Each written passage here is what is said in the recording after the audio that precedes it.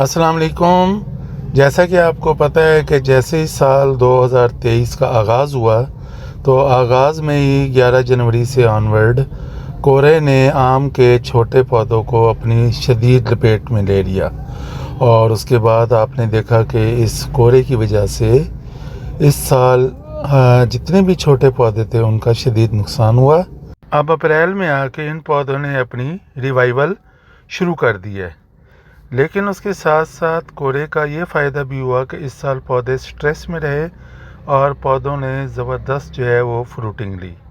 और आपको जैसे ये नज़र भी आ रहा है कि हर पौधे के ऊपर आपको फ्रूटिंग नज़र आ रही थी, कहीं पर कम कहीं पे ज़्यादा, लेकिन अच्छी खासी फ्रूटिंग जो है हमें हर पौधे पर नज़र आई।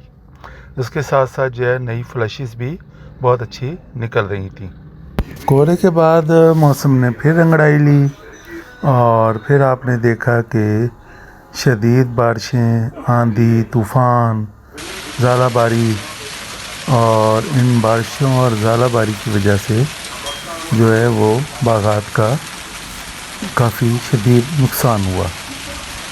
तो इन हालात को देखते हुए और इतनी शदीद ज़ालाबारी को देखते हुए डेफिनेटली आम का जो है वो क्रॉप जो है इस साल की फसल के ऊपर काफ़ी फ़र्क पड़ा है।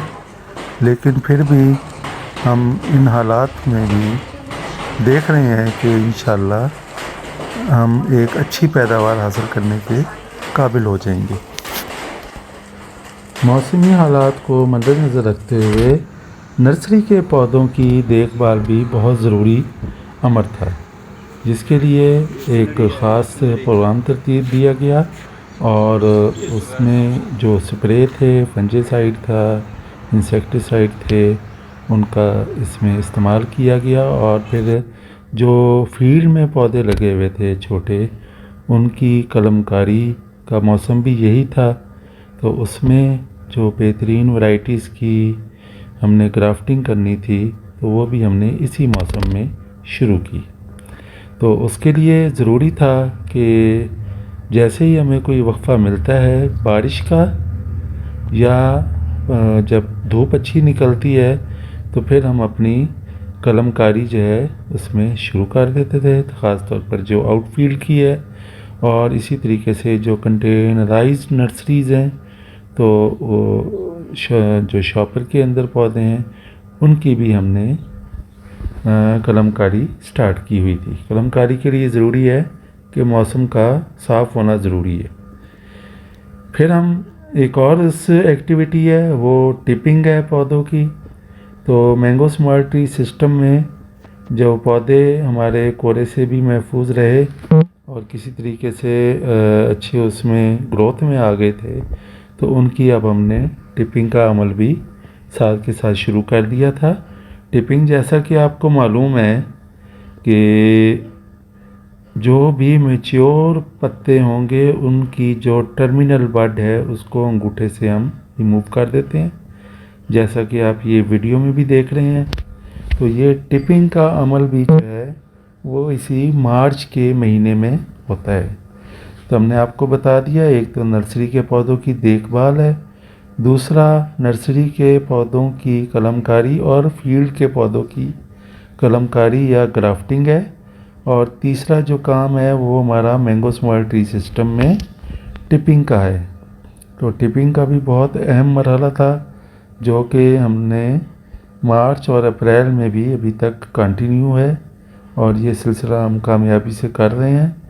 टिपिंग एक किस्म की फर्टिलाइज़र है, क्योंकि जिस जगह से या जिस बड को हम टिप करते हैं वहाँ से 3 से 4 ब्रांचेस निकलती हैं। इस तरीके से पौधा जो है अपना स्ट्रक्चर बहुत जल्दी डेवलप करता है।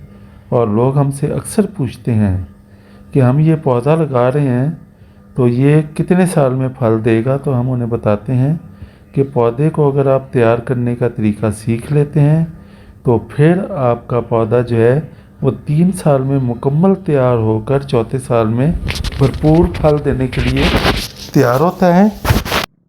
टिपिंग के बाद बहुत ज़रूरी है कि आप किसी भी अच्छे ब्रॉड स्पेक्ट्रम फंजीसाइड का स्प्रे करें और उसके साथ साथ आप अपने जो 1 साल के पौधे हैं उनको ज़मीन से खुराक दें। साथ साथ आप जो है वो किसी अच्छे टॉनिक का, जैसे ट्रिपल बूस्ट है, उसका आप स्प्रे करें। अब ये मैंगो स्मार्ट ट्री सिस्टम का आर्चर्ड है जिसको 3रा साल शुरू हो गया है, और इस पौधे का स्ट्रक्चर भी हमने टिपिंग के ज़रिए ही पहले ट्रेनिंग की थी और फिर टिपिंग की, उसके ज़रिए हमने इसका ये स्ट्रक्चर तैयार किया था। और ये आपके सामने है पौधे, और ये अगले साल जो है ये भरपूर अपनी कैनोपी डेवलप करके और प्रोडक्शन पर आ जाएंगे। तो ये एक एग्जांपल है आपके सामने मैंगो स्मार्ट ट्री सिस्टम की। अच्छा, लोग इस साल क्योंकि मौसमी हालात ने बहुत ज़्यादा परेशान किया, तो लोग जो हैं बहुत ज़्यादा इस बात से खौफज़दा हो गए कि शायद मैंगो स्मार्ट ट्री सिस्टम जो है फ्यूचर में हमें परेशान ना करे। तो आप दोस्तों के लिए ये अर्ज़ है कि इस साल मैंगो स्मार्ट ट्री सिस्टम नहीं, पौधा छोटा कहीं भी था तो उस पौधे का डैमेज हुआ है। तो वो अगर मैंगो स्मार्ट ट्री सिस्टम में था तो क्योंकि नंबर ऑफ़ प्लांट ज़्यादा थे तो वो डैमेज ज़्यादा है।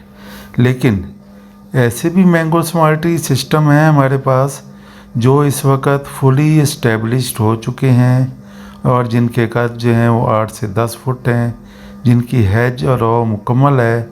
तो उन मैंगो स्मार्ट ट्री सिस्टम ने कोरे ने कोई ख़ास नुकसान नहीं किया, बल्कि कोरे का वहाँ पर हमें फ़ायदा नज़र आया है, इन द सेंस कि वहाँ पर हमें फ्लावरिंग बहुत अच्छी नज़र आई है।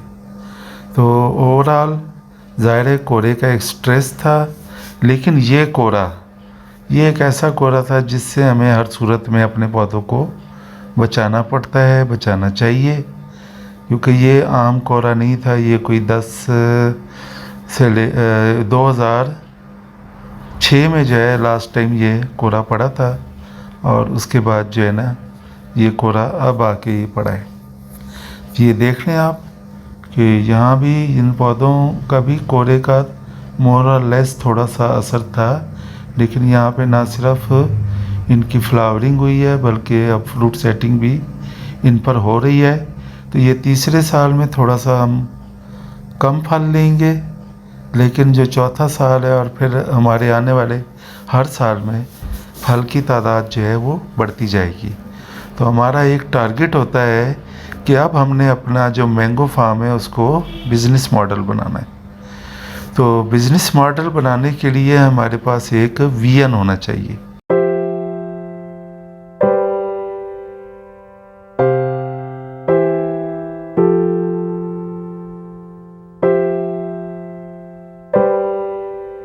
कि अगले 5 सालों में हमने क्या वो काम करने हैं जिससे हमारी फार्म की इनकम 1 गुना से बढ़कर और 4 गुना हो जाए।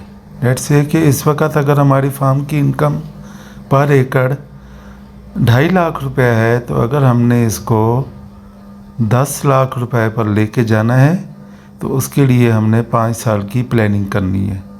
उस 5 साल की प्लानिंग में मैं आपको थोड़ा सा बताता चलूँ। अगर आपका पुराना आर्चर्ड है तो फिर आपने देखना है कि कौन सी वैरायटीज़ हैं जो नॉन कमर्शियल हैं, तो उन वैरायटीज़ को फौरी तौर पर आपने कमर्शियल वैरायटीज़ के साथ कमर्शियल वैरायटीज़ में कन्वर्ट करना है। जब आप अपनी वैरायटीज़ को कमर्शियल वैरायटीज़ में कन्वर्ट कर रहे होंगे तो उस वक़्त आपके फार्म पर आपको बहुत सारे और काम करने हैं। उसमें सबसे ज़रूरी जो है वो नंबर ऑफ़ प्लांट्स। तो आपने पर एकड़ नंबर ऑफ़ प्लांट्स का इजाफ़ा करना है उसी टाइम में जब आप वैरायटी को चेंज कर रहे हैं, ताकि जितने आपके पास प्लांट्स ज़्यादा होंगे उतना प्लांट के ऊपर पर प्लांट पे आप लोड कम रख कर और ज़्यादा पैदावार ले सकते हैं और ज़्यादा क्वालिटी का मैंगो आप ले सकते हैं। अगर आप एक ही दरख्त के ऊपर बोझ डालेंगे तो फिर आपको जो क्वालिटी है वो 25% से ज़्यादा एक्सपोर्ट क्वालिटी मैंगो नहीं मिलेगा। लेकिन अगर आप वही लोड 4 दरख्तों में डिवाइड कर देते हैं तो फिर आपकी जो एक्सपोर्ट क्वालिटी है या क्वालिटी ऑफ फ्रूट है वो 90% तक हो जाएगा। तो हमेशा साइंटिफिक तरीक़ों को आपने मद्देनज़र रखना है और उन्हीं चीज़ों को मद्देनज़र रख कर आपने अपनी प्लानिंग करनी है। और जो नया आर्चर्ड आप लगाएं उसको हेज रो पे लगाएं। उसको हेज रो के साथ साथ आपने हाई डेंसिटी या अल्ट्रा हाई डेंसिटी के ऊपर पौधों को अपने आर्चर्ड को हर सूरत में लेकर जाना है, क्योंकि ये फ्यूचर की फार्मिंग है। तो अगर आज आपको एक फसल 2.5 लाख रुपए एकड़ दे रही है तो उसके मुकाबले में आपकी हार्टिकल्चर क्रॉप जो है डेफिनेटली आपको डबल देना चाहिए। कि अगर 2.5 लाख रुपए फसल से मिल रहे हैं तो आपको 5 लाख रुपए एकड़ कम से कम आम से या किन्नू से या जो भी हार्टिकल्चर क्रॉप है उससे मिलना चाहिए आपको। अभी तक हमने 2 काम कर लिए हैं। तीसरा काम जो हमने करना है अपने आर्चर्ड को बिज़नेस मॉडल बनाने के लिए, तो उसमें हमने पौधों के कद को कम करना है। जो पौधों की गैर ज़रूरी हाइट है तो वो हाइट जो है इस वक्त मौजूदा दौर में बिल्कुल भी फ़ीज़िबल नहीं है। अगर आपका 70 फुट का पौधा है और वो सिर्फ़ आपको 20, 30 या 40 पेटी आम दे रहा है तो बेहतर है कि उसकी हाइट को आप कंटेन करें। तो ना सिर्फ आपकी प्रोडक्शन डबल हो जाएगी बल्कि आपकी क्वालिटी भी बहुत बेहतर हो जाएगी। तो ये हमारा तीसरा काम होगा। अब चौथा काम जो हमने करना है वो है हमारी मैनेजमेंट। मैनेजमेंट में बहुत सारी चीज़ें आ जाती हैं। उसमें आपने इरिगेशन की मैनेजमेंट है, आपकी फर्टिलाइज़र की मैनेजमेंट है, आपका प्लांट प्रोटेक्शन की मैनेजमेंट है। तो इन तमाम चीज़ों ने मिलकर जो है वो आपके फार्म को एक बिज़नेस मॉडल बनाना है। फिर मरहला आ जाता है कि आप अपने फार्म को ब्रांड करें। आप अपने फार्म की ब्रांडिंग करें। उसमें आप अपनी वैरायटीज़ को इंटरनेशनली इंट्रोड्यूस कराएं। अपनी फ्रूट की क्वालिटी को सोशल मीडिया पे और हर जगह इंट्रोड्यूस करवाएं और अपने प्रॉपर जो है एसोसिएशन के साथ अपने लिंक्स डेवलप करें। अपने गवर्नमेंट डिपार्टमेंट्स के साथ लिंक्स डेवलप करें और हर फ्रूट एग्जीबिशन में, नुमाइश में अपने फार्म की अपने प्रोडक्ट को डिस्प्ले करें और इसमें हिस्सा लें। इसके साथ साथ आपने प्लांट प्रोटेक्शन जो होती है जैसे बहुत दफ़ा बता चुके हैं, उसके ऊपर आपकी जो तवज्जो है वो होनी चाहिए। आपकी स्प्रेइंग टेक्निक्स के ऊपर जो भी खामियां हैं उनको आपने दूर करना है। स्प्रेइंग टेक्निक्स को बेहतर करना है। दवाई से ज़्यादा जो है आपकी स्प्रेइंग टेक्निक जो है वो बहुत अहम किरदार अदा करती है आपकी प्रोडक्शन में, आपकी ऑर्चर्ड की मैनेजमेंट में। इसी तरीके से अगर आपकी नर्सरी, आपके ऑर्चर्ड के साथ अच्छी नर्सरी आपके पास डेवलप है तो आपको अपने एरिया, मैंगो का एरिया बढ़ाने में और नए पौधे रिप्लेस करने में ज़्यादा दिक्कत और परेशानी नहीं होगी। एक तो आपको अपने ही नर्सरी से सर्टिफाइड प्लांट्स मिल रहे होंगे और उसके साथ साथ आपका जो टाइम और पैसा दोनों चीज़ों की बचत भी हो रही होगी। तो इन चीज़ों को मद्देनज़र रखकर फ्यूचर की प्लानिंग करें और आप अपनी जो वर्क प्लेस है फार्म के ऊपर उसको भी बेहतरीन एक मॉडल प्लेस बनाएं ताकि आपके बैठने की जगह बहुत अच्छी हो और आपको अगर वहाँ पर रात को रहना पड़े तो वो रिहाइश भी आपकी एक स्टेट ऑफ द आर्ट होनी चाहिए। वहीं पर ही आपका ऑफिस होना चाहिए और वहीं पर आपकी जो भी कस्टमर आए उनके साथ आपकी डीलिंग होनी चाहिए। और ये कोई रॉकेट साइंस नहीं है। जब आप करना चाहेंगे आपकी नर्सरी भी बहुत आसानी से डेवलप हो जाएगी, आपकी जो वर्क प्लेस है वो भी बेस्ट हो जाएगी और जब आपकी वर्क प्लेस बेस्ट हो जाएगी तो फिर आपका आर्चर जो है वो इंटरनेशनली जो है वो हर एक की नज़र में आना शुरू हो जाएगा। जी अस्सलाम वालेकुम। इस वक्त हम मुल्तान में मौजूद हैं अल-ज़ई नर्सरी पर और मेरे साथ जनाब सैयद मुनव्वर अली शाह साहब हैं। अपना उनके साथ जो उनके शौकत अबड़ो साहब हैं जो फार्म मैनेजर भी हैं और बड़े अच्छे जो है वो नर्सरी को भी बड़ा अच्छा लुक आफ्टर करते हैं। तो शाह साहब हमारे पास आज विज़िट कर रहे हैं अल-ज़ई नर्सरी का। अल-ज़ई नर्सरी जैसे हमने आपको बताया है कि इस किस्म के यहाँ पर हमारे पास 16 शेड्स हैं।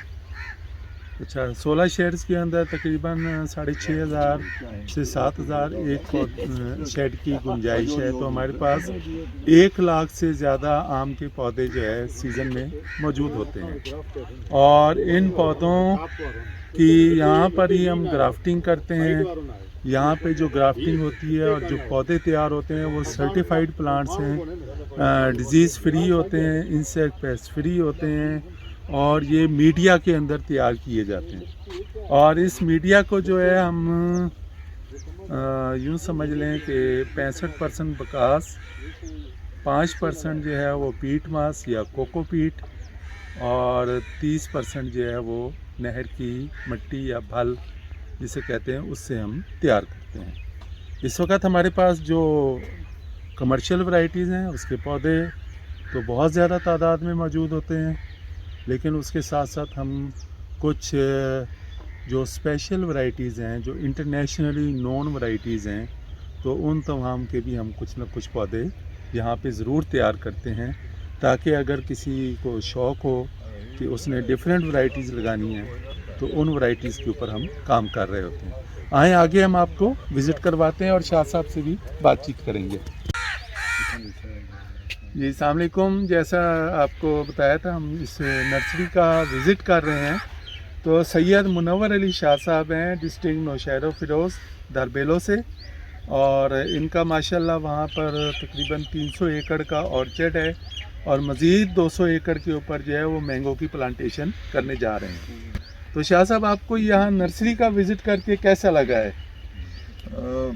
मुझे तो यहाँ के हर चीज़ जो है वो बागात में पहुँचने के बाद एक एहसास होता है कि मेहनत कौन सी चीज़ होती है। इस तरह की नर्सरी मैंने अपने सिंध में अभी तक तो नहीं देखी है और माशाल्लाह इसकी जितनी तारीफ़ की जाए, क्योंकि ये इसकी एक तो वैरायटीज़ के लिहाज से भी और दूसरी इनकी देखभाल और पूरी जो मेहनत हमें आसिफ टीपू साहब ने बताई है वो तो ऐसी चीज़ है कि इससे ये पता चलता है कि अल्लाह ताला इंसान को जिसको नेक बनाता है और वो मेहनत करता है, रिज़्क़ हलाल के लिए कोशिश करता है, तो इन चीज़ों से आदमी को सीखना चाहिए। हमें तो एक पूरी एक जज्बा पैदा हो गया है।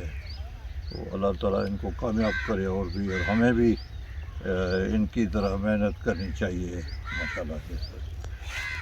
तो ये माशाल्लाह शाह साहब के बहुत अच्छे अल्फाज हैं और आपका सर बहुत शुक्रिया, आप इधर तशरीफ़ लाए और जो यहाँ पे पौधों की हेल्थ है आप ज़रूर देख रहे होंगे। जैसे ये इधर हम ये सीडलेस लेमन है हमारे पास, तो इतनी अच्छी और हेल्थ का पौधा भी शायद आपको कहीं नहीं मिलेगा। इसी तरीके से जो हमारे मैंगो प्लांट्स हैं वो भी जो है बहुत कम नर्सरीज़ में जो है इतने अच्छा और मज़बूत पौधा मिलेगा जितना हमारे पास होता है। तो शाह साहब भी यहाँ से ज़रूर अपने ज़रूरत के मुताबिक जो पौधा होगा वो लेकर जाएंगे और हम इनका बहुत शुक्रिया अदा करते हैं। Thank you very much sir, शुक्रिया। आपका भी बहुत शुक्रिया, थैंक यू। खुदा हाफिज़।